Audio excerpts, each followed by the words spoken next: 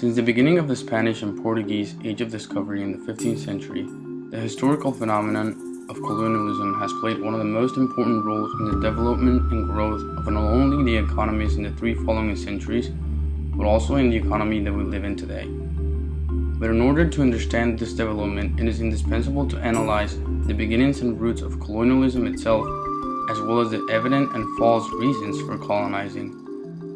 The basic definition of colonialism is understood as the implementation of various political, economic, and social policies to enable a state to maintain or extend its authority and control over other territories. However, a definition from a book or dictionary has always a nice way to present it. A lot of people in our society have a mistaken belief that colonialism began when Christopher Columbus came to discover America. But the concept of colonizing has been around for centuries. There was a Roman Empire that started in what now is Italy and expanded into almost 4,400,000 square kilometers. Or the Mongol Empire, led by the ferocious Genghis Khan that existed during the 13th and 14th centuries and was the largest contiguous land in empire history. Both the British and Spanish Empire decided to colonize what is now India and Mexico respectively.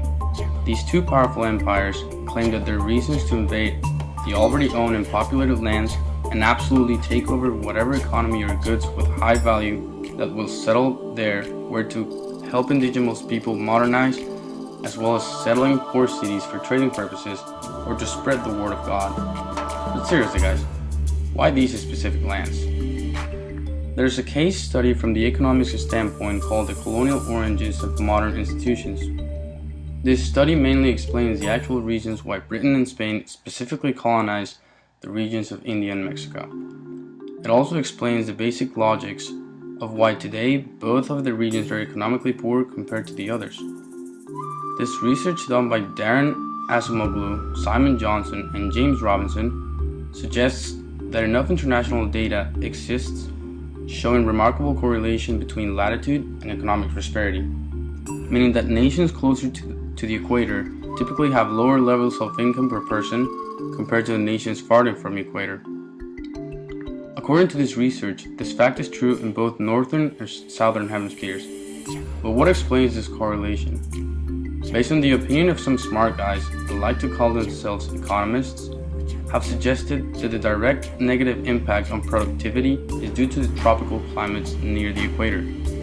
This idea comes from the fact that in the heat of the tropics, agriculture is more difficult and disease is more prevalent.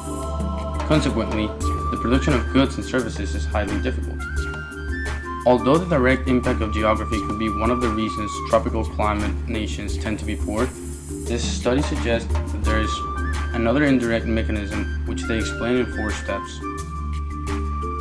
During the 17th, 18th, and 19th century, European settlers were presented to the problem related to the tropical climates and its increased risk of disease. As a result, colonizers avoided settling in tropical areas such as Africa and Central America. However, they did settle in the preferred areas with more moderate climates and better health conditions, like the regions that are now Canada, New Zealand, and of course United States. In those preferred areas, Europeans settling in big numbers. The settlers then established European-style institutions that gave limited power to the government and also protected individual property rights. In contrast with tropical climate colonies, the core powers incorporated extractive institutions, as well as authoritarian-type governments, so they could take advantage of the region's natural resources. Of course, these institutions improved and economically fortified the colonial powers and did little to encourage or cherish inland economic growth. In this photograph taken between 1855 and 1862, we can see 9 Indian salesmen waiting and selling cotton in the cotton market of Bombay.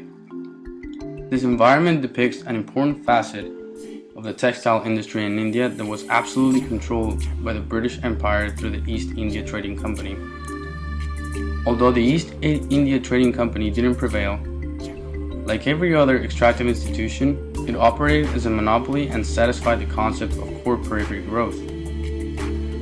This other photograph taken in the mid-1800s depicts a crew of native Indian sailors hard at work operating a large trade vessel owned by the India Trading Company.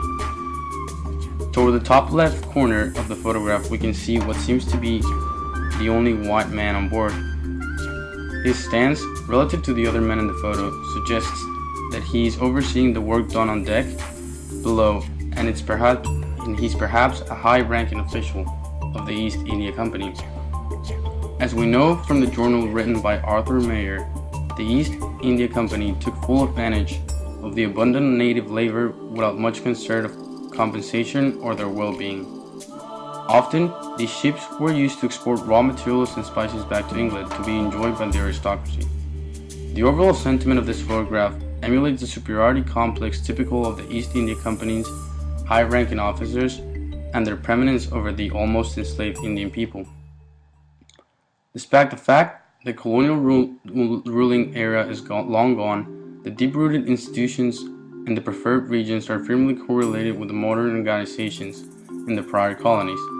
In equatorial nations where extractive institutions were settled, there is generally less protection of property rights even today.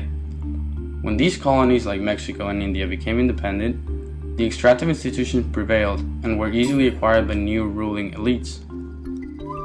This photograph, taken in 1902 just outside of a mining and smelting company in Mexico, depicts the only viable way of transporting mineral supplies and goods, which makes a parallel comparison to the lack of heavy-duty transportation equipment most likely demanded by the new ruling elites due to this deficit of productivity in the region. Places where property rights are limited and diminished, it's commonly the case of equatorial nations where economic growth and investment tend to be left behind. Places where property rights are well secured for citizens have more motivation to make investments that lead to the economic growth of the region. That being said, the condition of institutions is a key element of economic efficiency. This research implied that most of today's different international living standards were built up a long time ago. By analyzing the two individuals in this picture sitting on the floor and their surroundings, this photograph taken in the 1990s in the city of Guanajuato portrays the sense of submission and misery that tie in the lack of economic growth with the indirect mechanism considered by Darren Simons and James in their studies. From an economics standpoint, we can conclude that the economic path of major third world countries such as Mexico and India may have been stirred by several direct and indirect mechanisms throughout time.